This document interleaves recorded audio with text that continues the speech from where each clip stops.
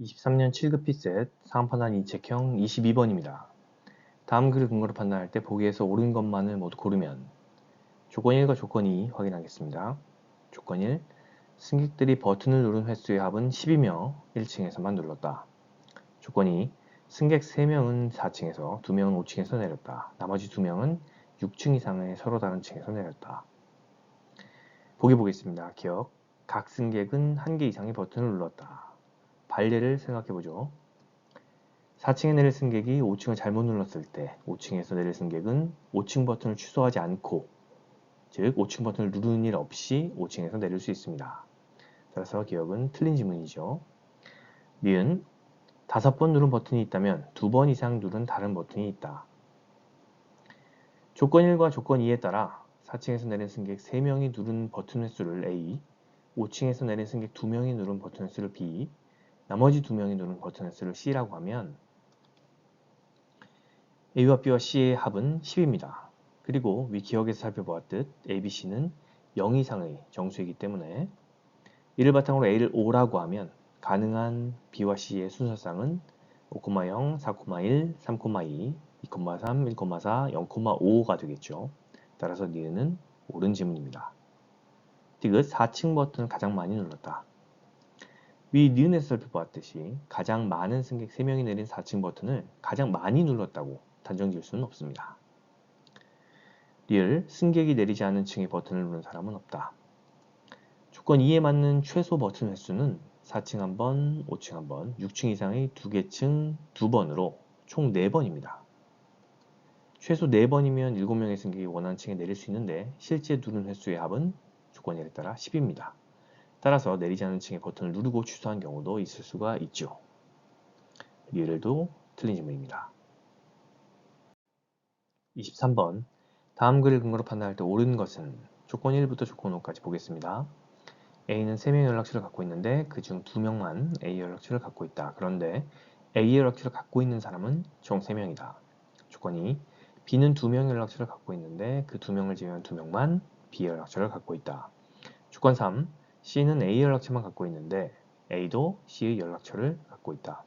조건 4. D는 2명의 연락처를 갖고 있다. 조건 5. E는 B의 연락처만 갖고 있다.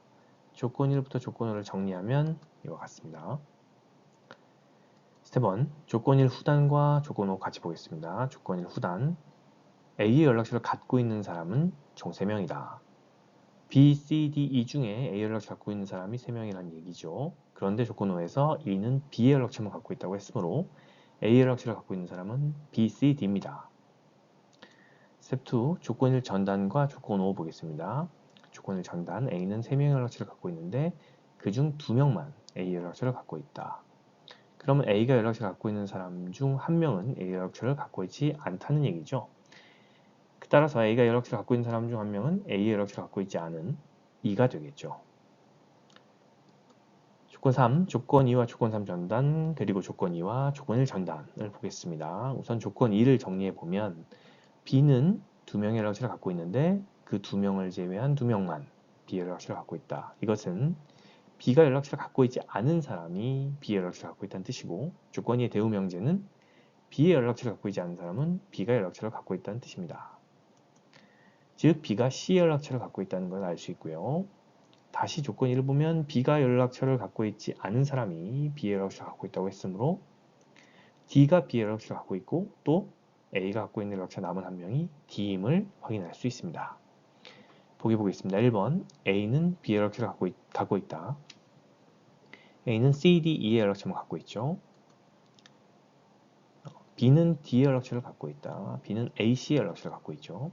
C의 연락처를 갖고 있는 사람은 3명이다. C의 연락처를 갖고 있는 사람은 A와 B 2명이죠. D의 연락처를 갖고 있는 사람은 A뿐이다. D의 연락처를 갖고 있는 사람은 A뿐이죠. 네. B는 AC, C는 A, D는 AB, E는 B의 연락처를 갖고 있으니까요.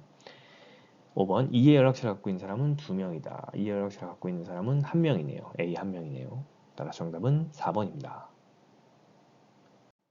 24번 다음 글을 근거로 판단할 때 기억에 들어갈 내용으로 옳은 것은 갑은 시계 A를 수리하면서 시침과 분침을 서로 바꾸어 조립하였다.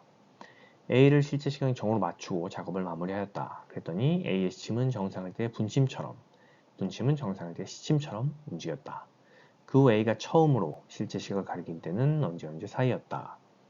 우선 정상 분침과 시침이 1분 동안 움직이는 각도를 확인하겠습니다.